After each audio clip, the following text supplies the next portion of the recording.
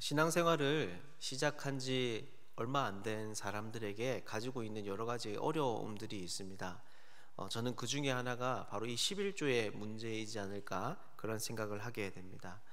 그런데 사실 이 11조는 교회 다닌 지 얼마 안 되는 초신자들 뿐만이 아니라 오랫동안 신앙생활을 하신 분들에게도 이런저런 어려움을 가져다 줍니다. 그래서 이 11조에 관한 질문들이 성도들 사이에 꽤나 많이 있고 또 이로 인해서 고민하시는 분들이 많이 있습니다. 그 중에 어떤 분들은 이미 예수 그리스도로 말미암아 율법이 완성되었기 때문에 우리는 더 이상 10분의 1을 하나님께 드리는 그 의무를 지지 않아도 된다라고 주장하면서 무용론을 펼치기도 합니다. 그런데 실제 현장에서 목회를 하시는 분들의 이야기를 들어보면 이런 이야기에 크게 동의하지 않으십니다. 경험적으로 교회를 다닌다고 해서 그 사람이 예수 그리스도께 전적으로 헌신되어져 있는 것이 아니라는 것을 알기 때문입니다. 즉 한 영혼이 정말 예수께 드려지는 것에는 필요한 과정과 또 시간이 있다라고 하는 것이죠. 그래서 이런 분들은 그 기점을 정말 이분이 예수께 자기의 삶을 드리고 그분을 의탁하여 살아가는가라고 할 때 그 기점을 바로 11조의 문제로 보는 경우가 많이 있습니다.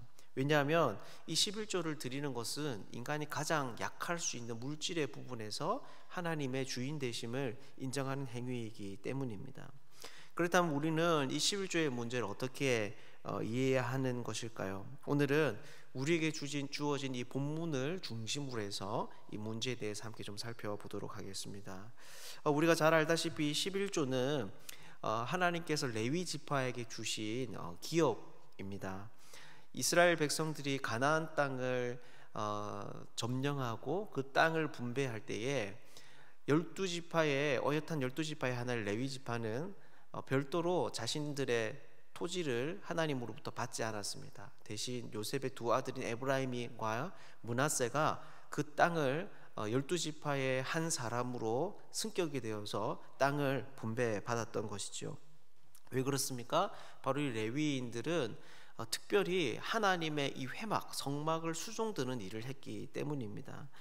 이것은 구체적으로 22절을 보면 이스라엘 자손이 회막에 가까이 함으로 죽는 일을 막는 것이었습니다. 이 회막은 분명히 하나님의 임재를 상징하고 또 백성에게 있어서 하나님과 함께함을 나타내는 중요한 증거였지만 또한 동일하게 하나님의 거룩함을 나타내는 곳이었기 때문에 함부로 다룰 수 없고 또 접근할 경우 그들의 생명의 위협이 되었던 것이지요.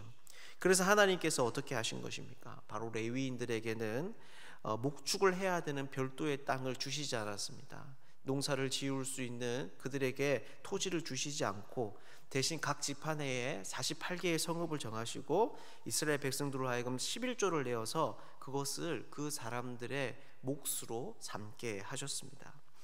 그런데 이런 11조는 단지 일반 백성들의 의무일 뿐만이 아니라 레위인들의 의무이기도 했습니다. 레위인들은 백성들의 11조로 생계를 유지할 뿐만이 아니라 이 11조의 11조를 드려야 되는 그들 역시나 의무를 가진 존재였다라고 하는 것이지요.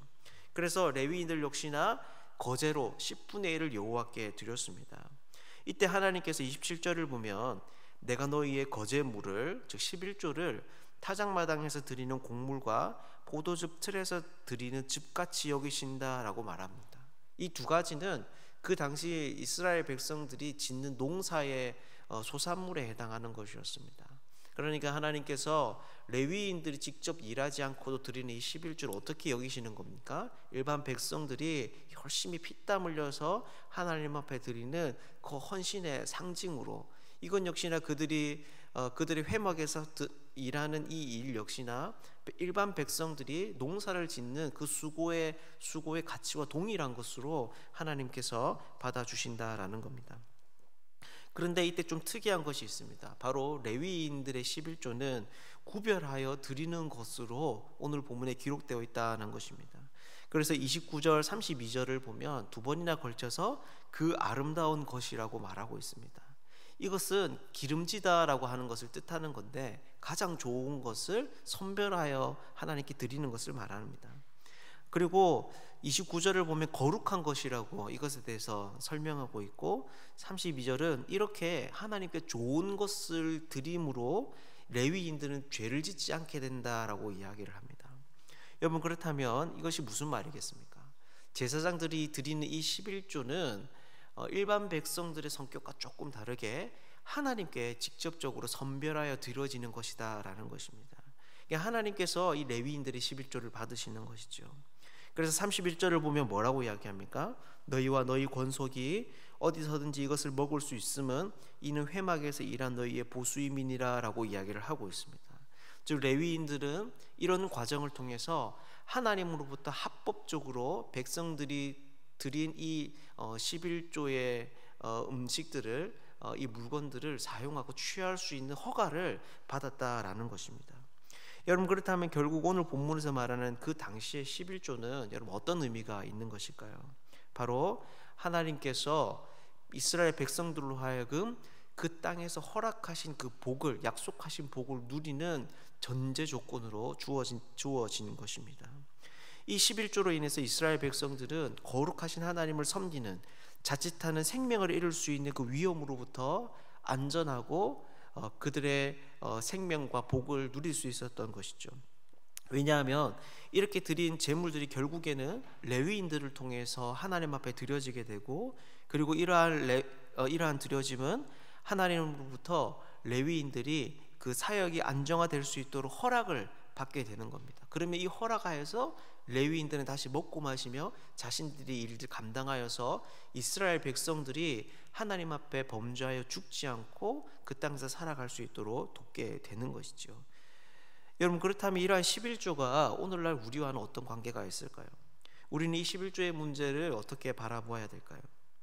이것에 대해서 우리는 신약시대의 레위인과 제사장은 구약시대와 다르다는 것을 먼저 인정해야 됩니다. 왜냐하면 모든 성도는 예수 그리스도로 말미암아 이제는 하나님 앞에 직접적으로 나아갈 수 있게 되었고, 그분을 깊이 만나고 경험할 수 있게 되었기 때문입니다. 그렇기 때문에 오늘날 있어서 레위인과 제사장은 특별한 혈통으로 인해서 구별되어진 사람이라기보다는 믿음으로 하나님 앞에 드려진 사람들, 그래서 세상에 대해서 구약의 레위인과 제사장들이 감당했던 이 세상의 사람들을 하나님 앞에 나아갈 수 있도록 돕고, 또 그들의 성장과 또 그들의 회심을 돕는 그런 모든 성도들을 바로 우리가 레위인과 제사장이라고 볼 수 있는 것이죠. 하지만 그럼에도 불구하고 이 11조는 여전히 오늘날 우리들에게 있어서 의미가 있습니다. 왜 그렇습니까? 바로 이 11조의 핵심적인 고백이 바로 우리의 모든 안전과 복락은 하나님께 달려있다라는 것을 인정하는 것이기 때문입니다. 그 당시 이스라엘 백성들도 하나님 앞에 비록 약속을 받았지만 가나안 땅에서 생명과 안전을 누리기 위해서 이 11조를 하나님 앞에 드렸던 것처럼 오늘날 우리 역시도 이런 하나님의 허락하심과 도우심이 정말 우리 참된 인생의 생명과 복의 근원이다라고 하는 그 고백이 바로 11조에 담겨 있다라고 하는 것이죠. 이것은 실제 우리의 신앙생활을 생각해 보아도 알 수 있습니다. 오늘날 우리가 복되고 풍성한 신앙생활을 하려면 교회에 사실 전적으로 헌신한 사역자들이 필요합니다. 먹고 사는 문제에 삶의 여러 가지 제약이 묶여있는 사람들과는 좀 다르게 전적으로 하나님의 말씀을 풍성하게 또 깊이 연구하여 가르칠 수 있는 사람들이 우리 가운데 필요하고, 또 자신의 삶을 전적으로 들여 교회의 이런저런 사역을 돕고 또 세우는 사람들이 필요한 것이죠. 그런데 만약 이러한 사람들이 자신의 생계에 대한 문제 때문에 이 일들을 전적으로 담당하지 못한다면 여러분 어떻게 되겠습니까? 사사기 끝에는 이런 시대의 문제점을 담은 한 가지 비극이 소개되고 있습니다. 미가라는 한 제사장이 어떤 한 유력한 재력가의 사사로운 종교 비서가 되는 것이죠. 하나님을 섬기도록 부름을 받은 그 사람이 한 인간의 복과 안전을 빌어주기 위해서, 먹고 살기 위해서 그의 비위를 맞춰주는 본업이 되어버린 것입니다. 그러면 그 나라와 사회가 여러분 어떻게 되겠습니까? 사사기 끝을 보면 이스라엘은 하나님의 백성이라는 정체성을 거의 상실하고 자신의 부패한 욕심이 이끌어져 살아가는 그런 모습을 보이게 됩니다. 윤리도 없고 도덕도 없고 오직 마음의 욕심만이 자기의 마음의 삶의 잣대가 되어서 향방 없는 다람쥐를 하는 타락한 모습들을, 극단적인 모습들을 우리 가운데 보여주게 되는 것이지요. 즉 이렇게 제사장들이 하나님의 말씀을 받고 사람들에 대하여서 그분을 사람들이 이끌어가기로 부름을 받은, 하나님의 일을 하도록 부름을 받은 그 제사장들이 자신의 그 부름의 자리를 떠나서 한 개인의 소유가 되면 그 나라는 하나님을 잃어버리게 된다는 것입니다. 사회를 통치하고 이끌어가는 하나님의 말씀이 사라지게 되는 것이죠. 이런 일은 오늘도 마찬가지일 수 있습니다. 그렇게 이 11조는 여러분 어떤 것입니까? 단순히 교회를 운영하고 받은 영적인 서비스의 대가를 치르는 회비적인 성격이 아닙니다.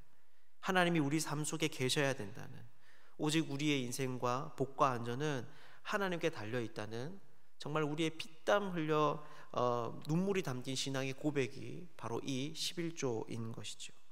11조를 통해서 교회는 사람의 것이 아니라 하나님의 것으로 세워지게 됩니다.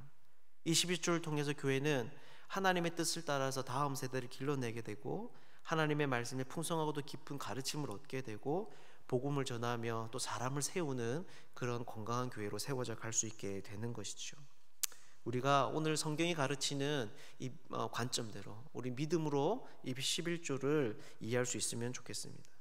그래서 물질 앞에 망설여지는 우리의 믿음 없음을 간파하고 다시 중심의 고백으로 주님의 이 일들 앞에 헌신할 수 있는 사람들 되면 좋겠습니다. 우리 세안교회가 우리 물질의 헌신으로 하나님의 뜻이 드러나고 하나님의 뜻대로 세워지는 주님의 교회가 되기를 주님의 이름으로 축복합니다.